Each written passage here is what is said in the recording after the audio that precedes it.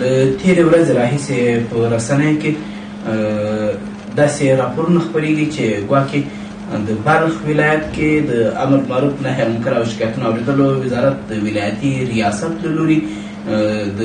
خزینه او دوکانونه تړل شوي دي چې دا هېڅ حقیقت نه لري، بلکې په یو مارکیټ کې چې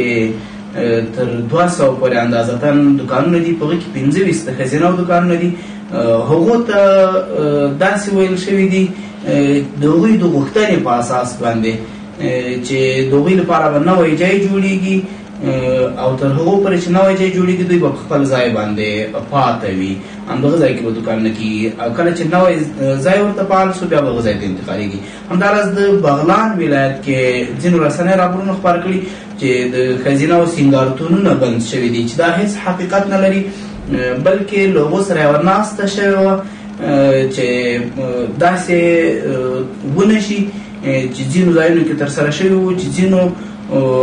سینګارتونونو ته نارینه ورتلل، نو د هغو په اړه باندې ورته ویل شوي نور د بندېدو هېڅ واقعیت نه لري او هېڅ څه نشته.